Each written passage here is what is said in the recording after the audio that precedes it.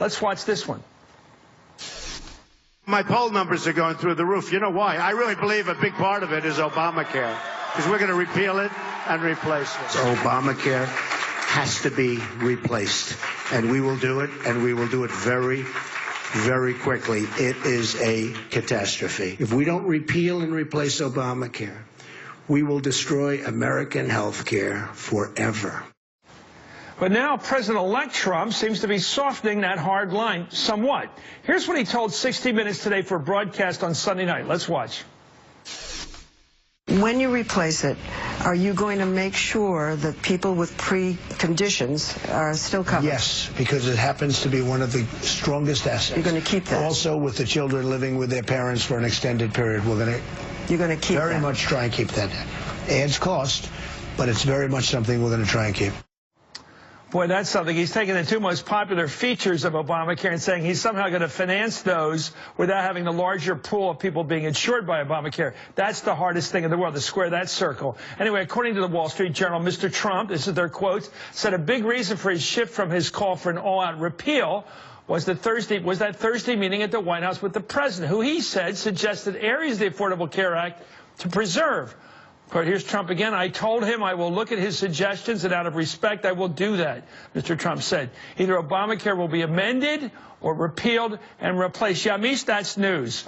Amended is a word of conciliation, but I'll tell you, there is the squaring of the circle problem. And we went through this whole thing as they put together Obamacare. Yes, class would like to have their kids being covered before the kids have jobs and a way to pay for even the responsibility they take upon themselves to insure themselves in their 20s, for example. Of course, people who have diabetes too or something like that, and they have something which is a pre-existing condition, would very much like to be insured. But if you only insure people who have serious health conditions and have extra kids as dependents, it's going to run out of money quickly. So you can't have one without the other. So I don't know where Trump's headed with this. Is he headed towards an acceptance of the large part of Obamacare? It's really unclear what he's going to accept in Obamacare. I've talked to so many people, so many of his supporters over the last year who really, that was their driving force, was the fact that he was going to replace this with something completely new. So I think a lot of his supporters are now kind of wondering, well, what's he going to replace it with? And I think that he has a mandate really from his supporters to repeal Obamacare. He made that a very big part of his campaign. I think it's going to be really interesting if he then just starts to amend it and whether or not that's going to lead to a sort of revolt of the people who put him into office. Well, the problem would be if he repealed it, all the people covered by now are out of insurance. Ron, I want to get back to you on this. This is a problem, and you can't, I mean, he wants to fix it. That takes a few months to figure out how to fix it. If you have a more conservative version of it, fine. But you can't just drop everybody from their insurance. They're going to die. I mean, you can't just do, that's probably a strong statement, but they're going to lose insurance. Let's put it that way. Well, yes, and this has been a problem for forever with the Republicans and Obamacare. First of all, Obamacare is Romney Care, and Romney Care is a Republican plan. This is the Republican alternative to universal single-payer health care. So, yes, there are these features of Obamacare that everybody loves. Nobody likes the fact that if they're sick, they can't get health insurance. So you're going to tell the insurance companies that, I'm sorry, if somebody comes to you and wants to buy a policy, you have to allow them to buy a policy, and you can't charge them more for that policy just because they have an illness. But that will not work, period, unless you mandate everybody buys insurance. I mean, that's just a fact.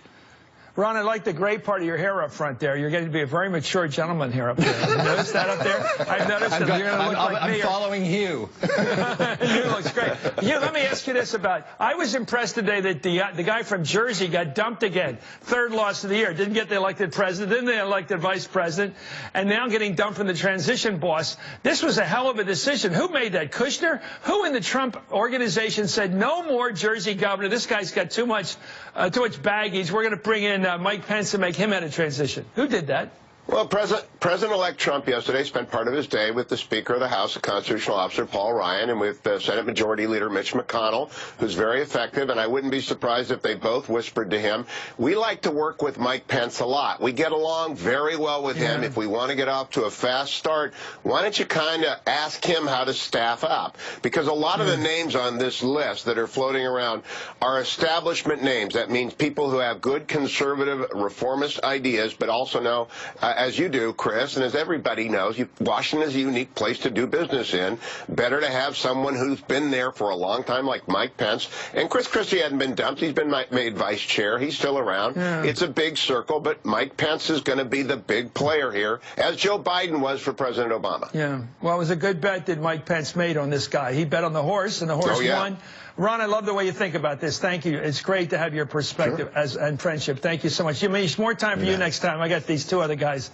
They sort of get all the ideas tonight from me. Anyway, you're the best. I love the New York Times now. I hope it's getting over its efforts to prevent us